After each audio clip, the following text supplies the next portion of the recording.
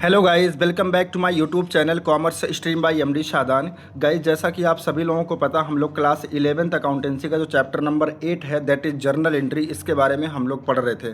Guys, last video में हमने एक नया कॉन्सेप्ट सीखा था और उस कॉन्सेप्ट का नाम था प्रीपेड एक्सपेंस। ठीक है, यानी हमने लास्ट वीडियो में ये सीखा था कि what is prepaid expense and how to make journal entry related to prepaid expense. I hope आपने हमारा लास्ट वीडियो देखा होगा और सारी चीज़ें आपको बहुत अच्छे से समझ में आई होंगी। तो गाइस, आज की इस वीडियो में हम एक नया कॉन्सेप्ट, एक नई टर्म के बारे में सीखेंगे और उस टर्म से रिलेटेड जो जर्नल एंट्री होती है वो भी सीखेंगे। ठीक है, तो आइए आज की इस वीडियो में हम सीखेंगे लाइबिलिटी के बारे में। देखो, मैंने पहले से ही बताया था कि अकाउंटिंग में 5 गोल्डन वर्ड होते हैं। ठीक है, 5 गोल्डन वर्ड्स होते हैं, जिसमें से एक असेट होता है, दूसरा एक्सपेंस होता है, तीसरा लाइबिलिटी होता है, चौथा कैपिटल होता है और पांचवा रिवेन्यू होता है। ठीक है, तो 2 वर्ड के बारे में हमने ऑलरेडी अच्छे से सीख लिया। एक तो असेट्स के बारे में कि असेट्स क्या होता है, उससे रिलेटेड जर्नल एंट्री कैसे की जाती है। फिर हमने सीखा एक्सपेंस क्या होता है और उससे रिलेटेड जो जर्नल एंट्री होती है वो कैसे की जाती है। तो गाइज, आज की इस वीडियो में हम लाइबिलिटी के बारे में सीखेंगे कि what is liability and how to make journal entry related to liability, और जिसमें हम आज एक स्पेशल लाइबिलिटी के बारे में डिस्कशन करेंगे दैट इज़ आउटस्टैंडिंग एक्सपेंस के बारे में, जो कि एक लाइबिलिटी होती है। ठीक है, तो आइए सबसे पहले हम समझते हैं कि लाइबिलिटी का मतलब क्या होता है। देखो, यहाँ पे लिखा हुआ है a liability is an obligation या फिर डेट। तो लाइबिलिटी क्या है? किसी भी बिजनेस के लिए एक ऑब्लिगेशन है, एक डेट है दैट अ बिजनेस ओज टू आउटसाइडर्स, और जो आउटसाइडर के द्वारा बिजनेस में लिया जाता है, बिजनेस में लिया जाता है। ठीक है, जैसे मान लो फॉर एग्जांपल मैंने बताया था आपको बेसिक अकाउंटिंग टर्म्स वाले चैप्टर में कि अगर मान लो किसी को एक बिजनेस शुरू करना है और मान लो उस बिजनेस में 10 लाख रुपए की रिक्वायरमेंट है। ठीक है, और मान लो जो बिजनेस का ओनर है उसके पास पूरा 10 लाख रुपया नहीं है, मान लो सिर्फ 5 लाख रुपया है, तो ओनर क्या करता है? अपनी जेब से 5 लाख रुपया बिजनेस में लगा देता है। तो जो ओनर 5 लाख रुपया बिजनेस में लगाता है उसे तो कैपिटल बोलते हैं। ठीक है, लेकिन बिजनेस में रिक्वायरमेंट कितने की थी? तो टोटल 10 लाख रुपये की थी। तो 5 लाख रुपया तो ओनर लगा दिया, बाकी 5 लाख रुपया कहाँ से आएगा? तो सर, बाकी 5 लाख रुपया आएगा बैंक से, यानी हम बैंक से लोन ले सकते हैं या किसी रिलेटिव से ले सकते हैं या किसी आउटसाइडर से, किसी थर्ड पर्सन से ले सकते हैं। ठीक है, तो जब हम कभी भी अपने बिजनेस में किसी भी आउटसाइडर से पैसा लेकर के बिजनेस में इन्वेस्ट करते हैं, चाहे वो बैंक हो, रिलेटेड हो, क्या नाम है आपका, कोई रिलेटिव हो, ठीक है, या कोई अदर पर्सन हो, मतलब कोई आउटसाइडर हो, अगर हम उससे पैसा लेते हैं और बिजनेस में इन्वेस्ट करते हैं तो उसे लाइबिलिटी बोला जाता है। तो वही चीज़ यहाँ पे लिखा हुआ है, a liability is an obligation. Liability क्या है? एक ऑब्लिगेशन है, क्योंकि अगर हम किसी थर्ड पर्सन से पैसा लेकर के बिजनेस में इन्वेस्ट करेंगे तो फ्यूचर में उस पैसे को हमें लौटाना पड़ेगा, हमें वापस करना पड़ेगा, हमारे ऊपर एक बर्डन आएगा, एक ऑब्लिगेशन आएगा, है ना। तो वही कह रहा है कि अगर हम कोई भी कर्ज लेते हैं या हमारे ऊपर कोई भी ऑब्लिगेशन है दैट अ बिजनेस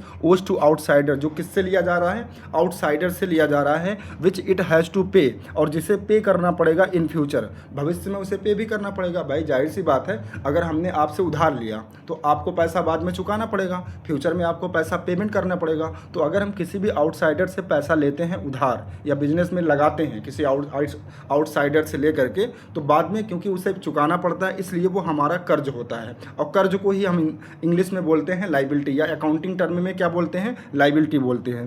देखो, यहाँ फिर आगे लिखा हुआ है it requires payment in cash or kind in the future, और जो भी पैसा हमने लिया है उसे हमें बाद में यानी कि फ्यूचर में उसे लौटाना पड़ेगा, या तो कैश दे करके या फिर काइंड में। काइंड का मतलब हम कोई असेट भी दे करके वापस कर सकते हैं। ठीक है, तो इसका मतलब होता है लाइबिलिटी।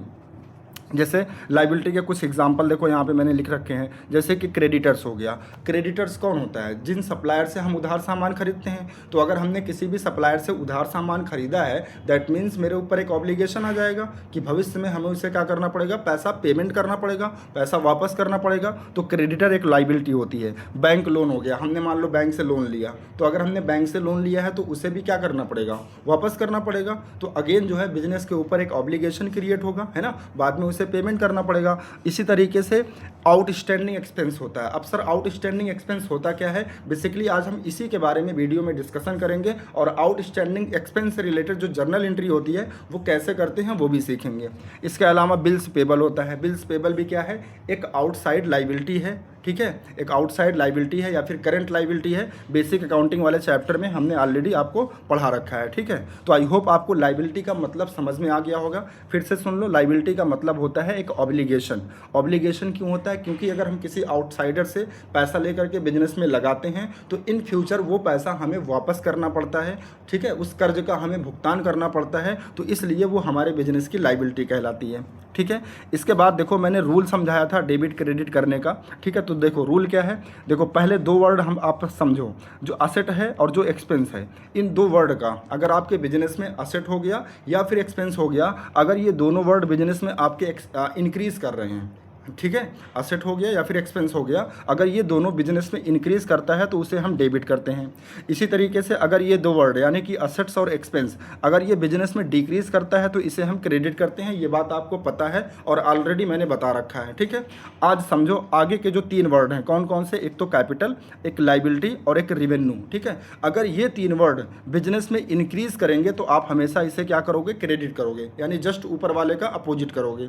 ठीक है, और अगर ये तीन चीज़ें बिजनेस में डिक्रीज कर रही हैं तो उसे आप क्या करोगे, डेबिट करोगे। ये बात आपको याद रहे, बस यही इतना सा रूल है। ठीक है, मैंने बताया था कि 5 गोल्डन वर्ड होते हैं अकाउंटिंग में, तो वो 5 गोल्डन वर्ड यही हैं।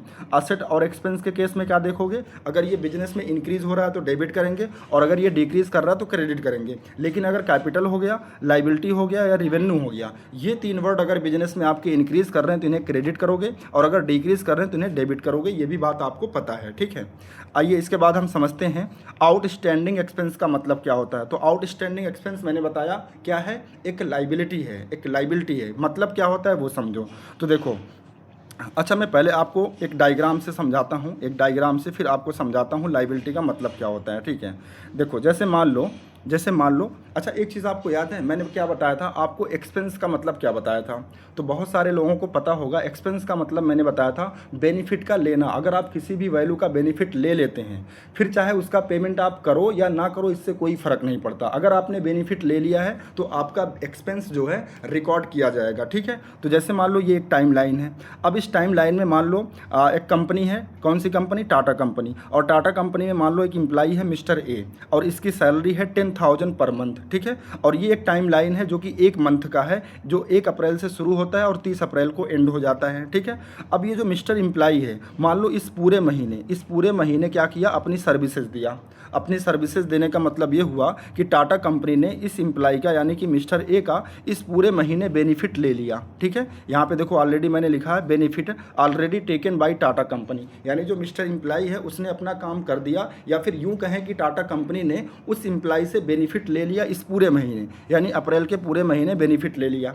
इसके बाद हुआ क्या, मिस्टर ए 30 अप्रैल को यानी जब मंथ का एंड हुआ तो ये कंपनी के पास गया और बोला कंपनी मुझे मेरी सैलरी दे दीजिए। ठीक है, तो कंपनी ने कहा कि देखो एक काम करो, अभी मैं लॉस में चल रहा हूँ। ठीक है, लॉस में चल रहा हूँ, मेरे पास अभी पैसा नहीं है, आपका पेमेंट मैं बाद में यानी अगले महीने आपका पेमेंट मैं कर दूंगा। देखो यहाँ साफ साफ लिखा है but salary has not yet paid, यानी जो कंपनी है उन्होंने अभी सैलरी का पेमेंट किया ही नहीं। अब मेरा आपसे क्वेश्चन है व्हाट इज़ एक्सपेंस, यानी कि जो सैलरी नाम का एक्सपेंस है वो कितना हुआ कंपनी का। तो बहुत सारे बच्चों का जवाब होगा सर 0 हुआ।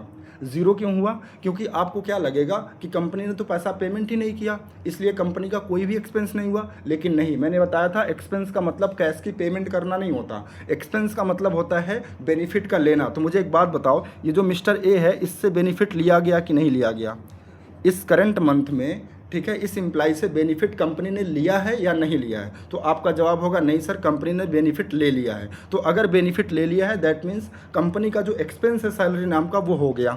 ठीक है, तो एक्सपेंस यहाँ पे कितना रिकॉर्ड किया जाएगा, अगर मैं बात करूँ व्हाट इज़ एक्सपेंस सैलरी नाम का, तो 10,000 रुपया रिकॉर्ड किया जाएगा एक्सपेंस का। ठीक है, अच्छा अब सुनो आउटस्टैंडिंग एक्सपेंस क्या होता है। आउटस्टैंडिंग एक्सपेंस का मतलब होता है कि अगर हम किसी भी एम्प्लॉय से या किसी भी वैल्यू का अगर हम बेनिफिट ले लेते हैं और उसका पेमेंट नहीं करते हैं तो वो हमारे लिए एक लाइबिलिटी होती है। लाइबिलिटी क्यों होती है, क्योंकि भाई हमने बेनिफिट ले लिया, अब तो बाद में उसे फ्यूचर में हमें उसका पेमेंट तो करना पड़ेगा। तो दैट मीन्स कंपनी के ऊपर एक ऑब्लिगेशन क्रिएट हुआ कि हमें इन फ्यूचर जो हमारा एम्प्लॉय है मिस्टर ए, उसे हमें क्या करना पड़ेगा, 10,000 रुपया पेमेंट करना पड़ेगा, क्योंकि हमने हमने उससे बेनिफिट ले लिया है। तो जब आप कोई भी बेनिफिट ले लेते हैं करंट ईयर में या करंट मंथ में, ठीक है, और उसका पेमेंट आप नहीं करते हैं, तो वो भी आपका जो है एक्सपेंस कहलाएगा। लेकिन कौन सा एक्सपेंस कहलाएगा? आउटस्टैंडिंग एक्सपेंस कहलाएगा। ठीक है, तो देखो यही डेफिनेशन मैंने यहाँ पे लिख रखा है, अब ध्यान से देखो। आउटस्टैंडिंग एक्सपेंस का मतलब होता है, कह रहा outstanding expense are those expense which have become due, यानी जो ड्यू है, ड्यू का मतलब कि आपने बेनिफिट ले लिया है, आपको पेमेंट करना है, आपके ऊपर ऑब्लिगेशन आ गया है, but are not yet paid, लेकिन अभी आपने पेमेंट नहीं किया है, लेकिन हाँ फ्यूचर में आपको पेमेंट करना पड़ेगा। ठीक है, तो इसे बोलते हैं आउटस्टैंडिंग एक्सपेंसेस। अब इसके कुछ की पॉइंट है वो देखो। की पॉइंट क्या है? पहला कह रहा कि it is a liability for the business, ये बिजनेस के लिए एक लाइबिलिटी है, एक कर्ज है। भाई है कि नहीं, आप खुद बताओ। अगर मान लो मैंने आपसे काम करवा लिया और मैंने अभी आपको पैसा नहीं दिया और मैं कह रहा हूँ कि आपको फ्यूचर में पेमेंट कर दूंगा, तो मेरे लिए ऑब्लिगेशन है या नहीं है? मेरे लिए बर्डन है, मेरे लिए डेट है, कर्ज है या नहीं है? तो आप कहोगे यस बिल्कुल है। ठीक है, तो मुझे आपको पैसा भविष्य में पेमेंट करना पड़ेगा, इसलिए इसे बोलते हैं लाइबिलिटी। ये बिजनेस की एक लाइबिलिटी है, एक कर्ज है। दूसरा की पॉइंट कह रहा कि it belongs to the current accounting year, और ये जो लाइबिलिटी होती है, जो खर्चा होता है, ये हम किस मंथ का पेमेंट नहीं करते हैं, किस ईयर का पेमेंट नहीं करते हैं, तो वो करंट अकाउंटिंग ईयर का, यानी जिस साल हम अकाउंटिंग कर रहे हैं उस अकाउंटिंग पीरियड में हमने बेनिफिट ले चुका होता है, लेकिन उसका पेमेंट जब हम नहीं कर रहे होते हैं, ठीक है, भविष्य में करना होता है, तो उसे हम बोलते हैं आउटस्टैंडिंग एक्सपेंसेस। और इसका एक लास्ट कीवर्ड है, ठीक है, वो क्या है? देखो यहाँ पे लिखा हुआ है payment will be made in the future, और हमें आउटस्टैंडिंग एक्सपेंसेस का जो पेमेंट है इसे फ्यूचर में करना पड़ता है। ठीक है, तो आई होप आपको लाइबिलिटी का मतलब और आउटस्टैंडिंग एक्सपेंस का मतलब दोनों समझ में आ गया होगा। ठीक है, तो आइए अब एक एग्जाम्पल देखते हैं। इसी एग्जाम्पल को देखते हैं। सबसे पहले देखो, लास्ट वीडियो में हमने क्या किया था, आपको एग्जाम्पल नंबर 9 तक करा दिए थे। ठीक है, यहाँ पे देखो हम कर रहे हैं एग्जाम्पल नंबर 10। ठीक है, देखो ये एक टाइम लाइन है जो 1 अप्रैल को शुरू होती है और 30 अप्रैल को ख़त्म होती है। ठीक है, और एक कंपनी है टाटा कंपनी, मान लो उस कंपनी में मिस्टर ए एक एम्प्लाई है जो काम करता है और उसकी सैलरी है 10,000 पर मंथ। ठीक है, कितना है? 10,000 पर मंथ। कंपनी ने क्या किया, इस मिस्टर ए से यानी कि एम्प्लाई से इस पूरे महीने बेनिफिट ले लिया, एम्प्लाई की जो सर्विसेज हैं वो ले लिए। ठीक है, और जब कंपनी ने बेनिफिट ले लिया, उसके बाद जब 30 अप्रैल को एम्प्लाई मान लो गया कंपनी के पास, यानी कंपनी का जो ओनर है उसके पास गया और बोला मुझे मेरी सैलरी दे दो, तो कंपनी ने कहा देखो अभी मैं लॉस में चल रहा हूँ, आपका पेमेंट मैं बाद में यानी कि फ्यूचर में कर दूंगा।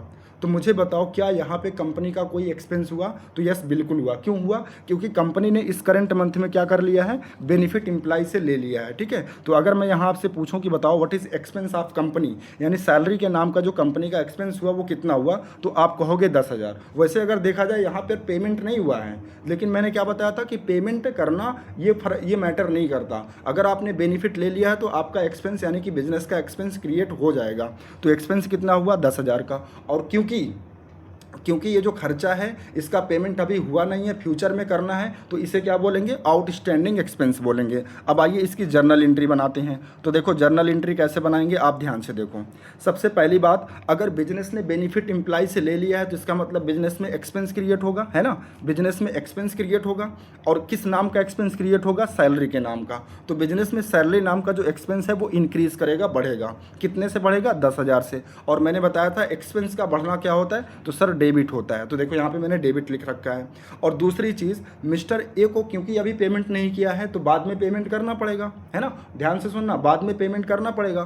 तो कंपनी के ऊपर एक ऑब्लिगेशन क्रिएट हो रहा, किसके नाम का? मिस्टर ए के नाम का। तो अभी भूल जाओ यहाँ पे आउटस्टैंडिंग सैलरी लिखा है, तो मान लो हमें यहाँ लिखना हो ए, मिस्टर ए, क्योंकि मिस्टर ए को पैसा देना है तो ए का नाम हम यहाँ पे लिखेंगे। और ए क्या है? मिस्टर ए लाइबिलिटी है, क्योंकि हमें मिस्टर ए को पैसा पेमेंट करना है, और लाइबिलिटी का बढ़ना क्या होता है? क्रेडिट होता है। ठीक है, लेकिन एक बात सुनो, ध्यान से सुनो, क्या टाटा कंपनी में सिर्फ एक एम्प्लाई होते हैं या फिर हज़ारों और लाखों एम्प्लाई होते हैं? तो आपका जवाब होगा सर टाटा कंपनी में तो हज़ारों लाखों एम्प्लाई होते हैं। तो हो सकता है कंपनी ने 1,000 लोगों का पैसा बकाया किया हो, है ना? मान लो 1,000 लोगों ने काम कर दिया हो, मतलब कि 1,000 लोगों से 1,000 एम्प्लाई से कंपनी ने बेनिफिट ले लिया है लेकिन उसका पेमेंट नहीं किया है। तो इसका मतलब जो कंपनी के ऊपर ऑब्लिगेशन आएगा वो 1,000 लोगों के प्रति आएगा। तो इसका मतलब ये तो नहीं होता कि मैं यहाँ पे 1,000 लोगों का नाम लिखूँ, ABCDEF, मोहन, सोहन, राम, श्याम, ऐसे 1000 का नाम लिखूं, है ना? क्योंकि भाई आपको मैंने बताया था जब आप अकाउंटिंग की डेफिनेशन पढ़ोगे तो अकाउंटिंग का पहला ही सेंटेंस क्या कह रहा है? Accounting is an art of recording, यानी अकाउंटिंग एक आर्ट है, एक कला है किस चीज़ के? रिकॉर्ड करने की। तो अगर हम यहाँ पे 1000 लोगों का नाम लिखने लग जाएं तो बताओ ये कौन सी आर्ट है, कौन सी कलाकारी है? नहीं है ना कोई कलाकारी। तो हम किसी का नाम यहाँ पे नहीं लिखते, बल्कि हम क्या करते हैं, हम उन सभी इम्प्लाई जिनको पैसा पेमेंट करना है भविष्य में, उनको रिप्रेजेंट करने के लिए एक नया अकाउंट ओपन करते हैं जिसका नाम होता है आउटस्टैंडिंग, ठीक है? और जिस एक्सपेंस के प्रति आउटस्टैंडिंग होता है उसके बाद वो वर्ड हम जोड़ देते हैं। तो यहाँ पे जो आउटस्टैंडिंग हुआ है वो किस एक्सपेंस के प्रति हुआ है? तो सर सैलरी के प्रति हुआ है। तो यहाँ पे हम लिखेंगे आउटस्टैंडिंग सैलरी अकाउंट, ठीक है? और आउटस्टैंडिंग सैलरी क्या है? बिजनेस के लिए एक लाइबिलिटी है, क्योंकि इसका पेमेंट फ्यूचर में करना है। और लाइबिलिटी का बढ़ना अभी मैंने बताया क्या करते हैं? क्रेडिट करते हैं। एक बार मैं आपको दिखा देता हूँ फिर से। देखो यहाँ पे मैंने क्या लिखा है, यहाँ पे मैंने लिख रखा है ना कि ये 3 चीज़ें, यानी कि कैपिटल हो गया, लाइबिलिटी हो गया या फिर रिवेन्यू हो गया। ये 3 चीज़ें अगर बिजनेस में इंक्रीज़ होंगी तो क्या करेंगे? क्रेडिट करेंगे। और डिक्रीज़ होंगी तो क्या करेंगे? डेबिट करेंगे। तो क्योंकि आउटस्टैंडिंग एक्सपेंस यानी कि आउटस्टैंडिंग सैलरी हमारा इंक्रीज़ कर रहा है बिजनेस में, तो इसे हमें क्या करना पड़ेगा? क्रेडिट करना पड़ेगा, ठीक है? तो देखो आउटस्टैंडिंग एक्सपेंस हमारा बढ़ रहा है, देखो यहाँ पे माइनस लिखा है गलती से, इसको आप प्लस कर लीजिएगा, प्लस कर लीजिएगा, ठीक है? प्लस हो रहा आउटस्टैंडिंग सैलरी नाम का जो एक्सपेंस है, यानी कि जो लाइबिलिटी है वो क्या हो रहा है? इंक्रीज़ हो रहा है। कितने से? 10,000 से। तो इसे क्या करेंगे? क्रेडिट करेंगे।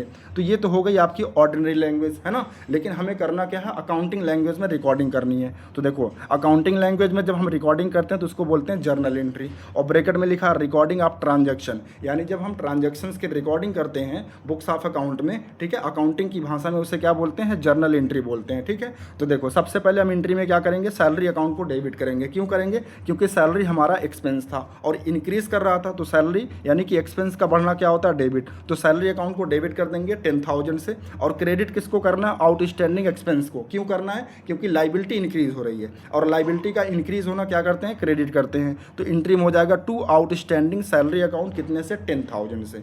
और इसका एक छोटा सा नरेशन होगा, बीइंग सैलरी ड्यू। ड्यू का मतलब अभी पेमेंट करना बाकी है, ठीक है? तो ये हो गई आपकी अकाउंटिंग लैंग्वेज, ठीक है? आपको समझ में आ गया? तो आई होप आपको समझ में आ गया होगा यहाँ तक कि आउटस्टैंडिंग एक्सपेंस होता क्या है और उसकी जर्नल एंट्री बनाते कैसे हैं। आइए एक एग्जाम्पल और आपकी प्रैक्टिस के लिए हमने ले रखा है, एग्जाम्पल नंबर 11, ठीक है? अब इसी बात को अभी तो मैंने डायग्राम के थ्रू समझाया, ये आपको जब बुक में मिलेगा तो आपको सेंटेंस में मिलेगा। देखो यहाँ पे लिखा हुआ एग्जाम्पल नंबर 11 कह रहा rent due but not yet paid ₹40,000। मान लो कोई कंपनी है या कोई फैक्ट्री है और वो फैक्ट्री रेंट पर है, मतलब जो मकान जो उस कंपनी का ओनर है वो उसकी खुद की नहीं है, उसने किसी लैंडलॉर्ड से रेंट पे ले रखा है। तो जाहिर सी बात है जब हम उस प्रॉपर्टी का यूज़ करेंगे तो उसका रेंट हर महीने देना पड़ेगा। मान लो रेंट है एक महीने का 40,000, ठीक है?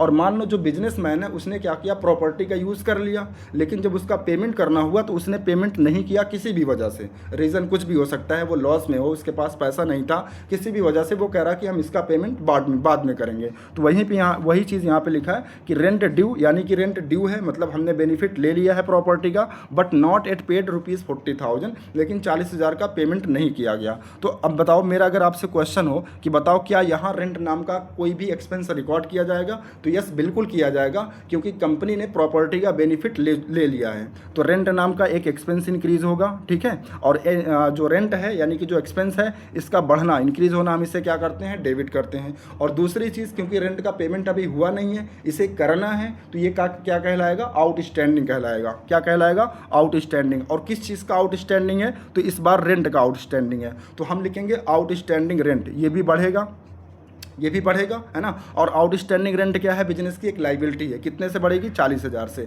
और लाइबिलिटी का बढ़ना हम क्या करते हैं? क्रेडिट करते हैं। ये तो हो गई आपकी ऑर्डिनरी लैंग्वेज। लेकिन अब इसकी अकाउंटिंग लैंग्वेज क्या होगी? तो देखो इसकी अकाउंटिंग लैंग्वेज यानी कि जो जर्नल एंट्री होगी वो क्या होगी? Rent account debit. क्यों डेबिट करेंगे? क्योंकि रेंट एक एक्सपेंस है, है ना, कंपनी के लिए जो कि बढ़ रहा है, तो रेंट एक्सपेंस का बढ़ना क्या करते हैं, डेबिट करते हैं। तो रेंट अकाउंट को हमने यहाँ पे डेबिट कर दिया 40,000 से, और आउटस्टैंडिंग रेंट जो कि कंपनी की एक लाइबिलिटी है, क्योंकि इसे फ्यूचर में पेमेंट करना पड़ेगा, तो लाइबिलिटी का बढ़ना क्या करते हैं, क्रेडिट। तो यहाँ पे लिखेंगे टू आउटस्टैंडिंग रेंट अकाउंट 40,000, और नरेशन हो जाएगा बीइंग रेंट ड्यू।